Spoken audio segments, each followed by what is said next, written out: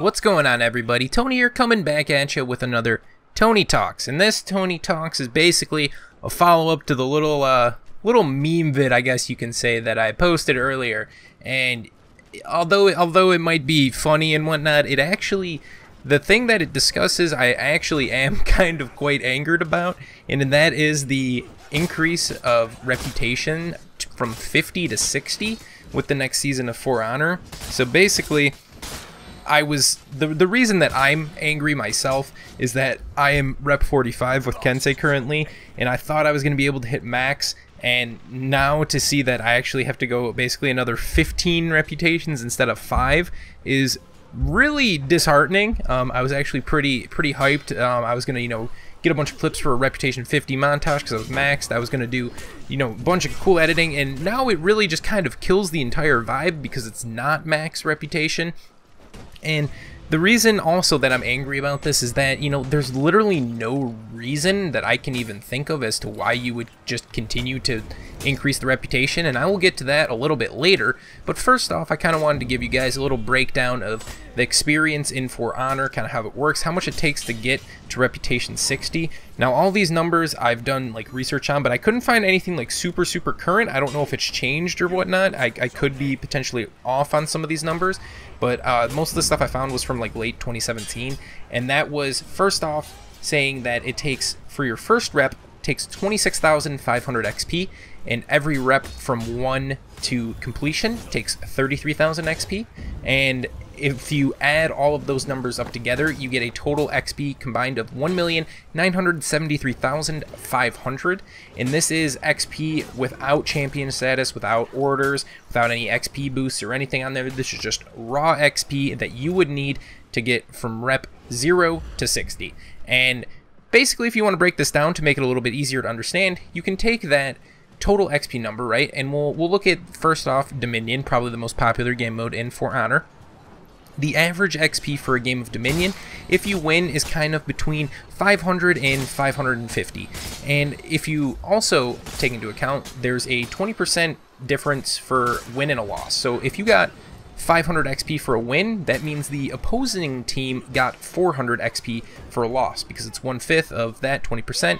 You guys understand math, whatever. So if we just kind of average out the 500, 550, we'll say it's 525 average for a win. Now, if you take that large 1 million, almost 2 million number that I said before, and you divide that by that 525 XP, you'll get a total of 3,759 games of Dominion on average to actually get reputation 60. Now, this is obviously going to have some variance to it, but just for the sake of the video, we're not talking about the variance. Now, each Dominion game has an average time of around 9 to 10 minutes, just from what people have done and kind of what I've tested as well, playing a few games and averaging out the times. And if you take that number, 3,759, times it by 10, because that's the number of minutes it takes for each game, you're going to have 37,590 minutes. Now, you would obviously then divide that by 60 to get the total amount of hours that would take to get a total of reputation 60 from only playing Dominion, and that is 626.5 hours. So that is a lot of time. I don't have the number right now, but I'll just divide it really quickly while I'm on my computer to see how many days that is. That is 26 days, a little over 26 days to get reputation 60 of playtime. That is absolutely insane. And even worse, myself, I know some other people in the community don't really like Dominion as much as duels or brawls, and you get less XP for being in duels. Granted, duels are quicker. You can get more games of them in than you can just a single game of Dominion, but you do get less XP for doing that. And I averaged it out as well. The XP I got from playing 10 different games was 235, and so I divided that from that 1,973,500 number before to get a total of about 8,398 duel games to get reputation 60. And we're gonna do the same math, divide that well, not divide it from the 235. We're going to times it by the amount of time each duel takes, and I think roughly you can get in about 2 duels for the time of a Dominion game. Most duels I think last around 5 minutes. I would say on average, you know, probably like a minute 30 or so each round, maybe a little bit more, maybe a little bit less. Like I said, there's going to be variance. So if you times that 8,398 by 5, you're going to get 41,990 minutes. And then again, we'll divide that by 60 to get the hours, and it's just under 700 hours to do duels only. And if you divide that out again by days, that's going to be 29 days. So it takes basically an additional 3 days of playtime to get duels maxed rep 60 versus Dominion. And everything is going to be changed though with the other steel and orders and everything that's been on there. But just to think about the raw time you have to play to get this is just one character to fully maxed reputation is pretty crazy. The one thing, like, I don't understand why it continues to get increased, because literally nothing matters after Reputation 9. Reputation 9, if you don't know, is when you get exclusive legendary gear. You could honestly argue that nothing matters after Reputation 7. Reputation 7 is when you start to get legendary gear. You will continue to get some of the heroic gear, which is the purple gear, but once you get 7, you'll start to get legendary, and at Rep 9, you get nothing but legendary. Having maxed out gear, you can upgrade just with steel and salvage. You can get 180 gear score. That is our max gear score. Now, you could just be thinking, well then, Tony, let's just increase gear score, you know, as you get more and more reps, we get more tiers of gear. And I don't think that many people would say that, but if you did, I think that's a very terrible thing to do, because I think gear score in general is kind of dumb. That's maybe a topic for a different video, but basically, you get punished for wanting to try new characters. Basically, you get put at an inherent disadvantage. You know, say I go in there with my Reputation 45 Ken, say I've got 180 gear score, and then I have someone who's still very good at the game. I'm trying to think of people. I was gonna say Half Dead Fly, but that guy's not good. So we'll say Spliced or something. Let's say Spliced goes in or something, and he decides to try out, I don't know, I think his Kensei or something is very, very low level. Let's say he decided to go in there, and I have 180 gear score. He gets matched on the other team because, you know, we're kind of in the same-ish skill bracket, and then he has, you know, like 12 gear score versus my 180. I'm automatically put in an advantage just because I can get revenge more. I have more attack on each hit because of my stats that I have on there. And basically, he's punished for playing a new character, trying to try them out, when he could just, you know, face roll with his Lawbringer all day, which also has the high gear stats. So it's like, I know they've said before that they want you to kind of stick to 2 to 3 heroes or whatever, and I think that's an absolutely awful philosophy to have for a video game. You shouldn't want to limit your you know, your community to playing only a couple core characters. I think, you know, they tried to give some reasons for it, but I think, honestly, you should, you know, be able to honestly main everybody. I think that would be the ideal scenario. And that, it doesn't make sense, though, once you hit past Reputation 9, because you get nothing after it, right? What do you get after each reputation, basically? You can get color schemes, symbols, the occasional ornament. There's, like, borders now for, like, the outside of your emblem or whatever. You can get one of those things that are really just, that's the reason I play For Honor, is to make sure I can have one of those cool emblem borders.